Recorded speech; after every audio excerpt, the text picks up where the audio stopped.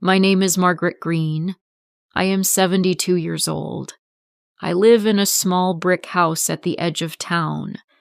My husband, Robert, built this house himself when we were young. He planted rose bushes in the front yard. Every spring, they bloom red and full. They remind me of the flowers he brought me when we were dating. Robert and I wanted a child for many years, but it did not happen. When I was 37 years old, we adopted Daniel. He was a baby. From that day, he became our world. We loved him like our own son. He loved us back. I watched him grow up. Now he is 35 years old. I often think that life gave us another chance to be a family. Before Daniel moved to the city for a new job, he gave me a small box. It was wrapped in silver paper. Inside was a small phone. It had a green call button and a small screen. His name was on it. "Here, Mom," he said with a smile. "This is so we can talk anytime. Press this green button and I will answer." I held the phone in my hands. I was amazed and a little scared. I had never used one before. I looked at him and said, "Promise me you will call every day if you can." He smiled and squeezed my hand. "I promise, Mom. I will make sure you hear my voice every day." The little phone felt like a way to reach him. I would keep it close every day. The first week was wonderful. Daniel called every morning. I sat by the window with tea in my hand. I waited for the cheerful ringtone. When it rang, my heart danced. He told me about his small apartment, his new job, and the noisy streets. He laughed a lot. I laughed too. The house felt alive again. I could hear Robert's voice in Daniel's. Sometimes I cooked his favorite food, even though he was not there. Meatloaf with mashed potatoes.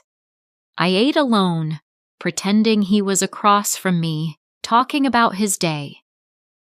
At night, I wrote in my diary, "My son's voice fills the air again."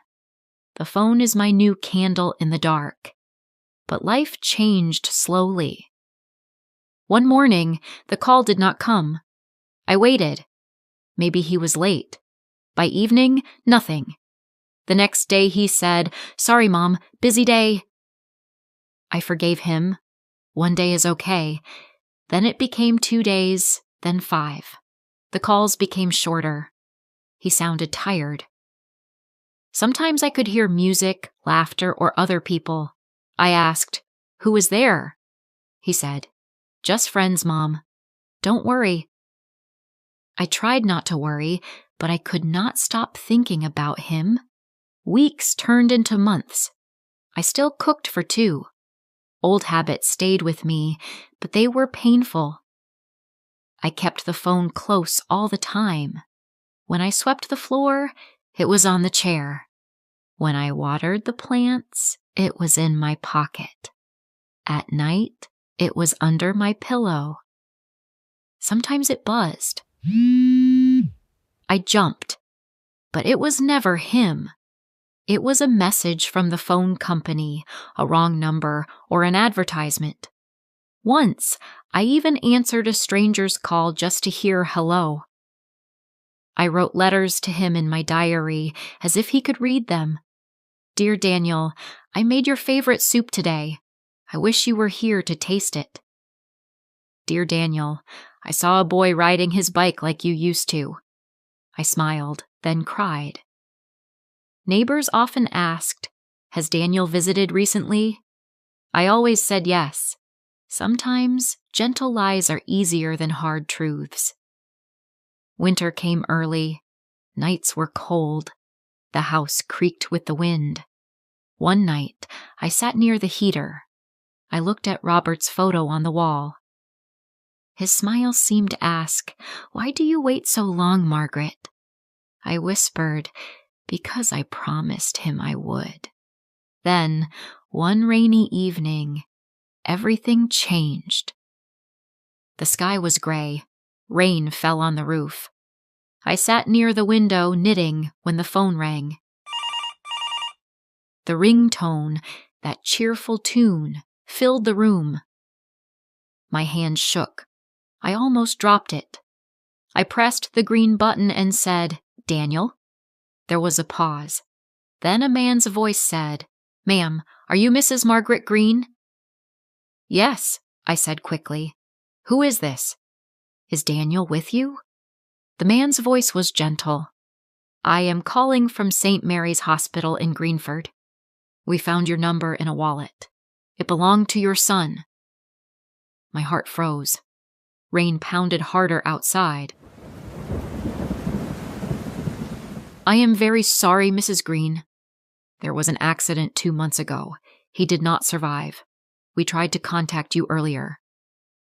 I could not speak. I held the phone to my chest. I wished it could bring him back.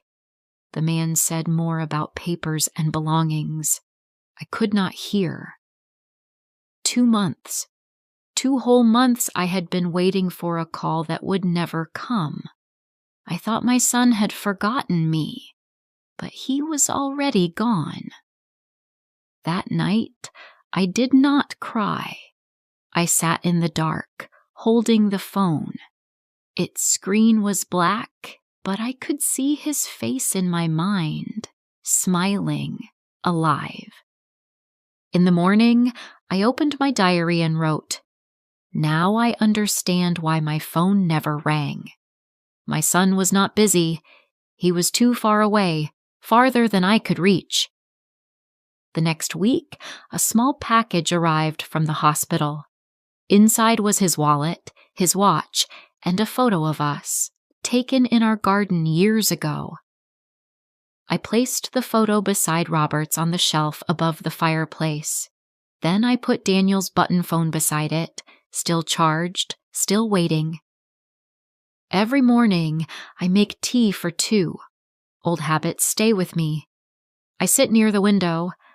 I look at the empty chair and whisper, "Good morning, Daniel. How is the weather up there?"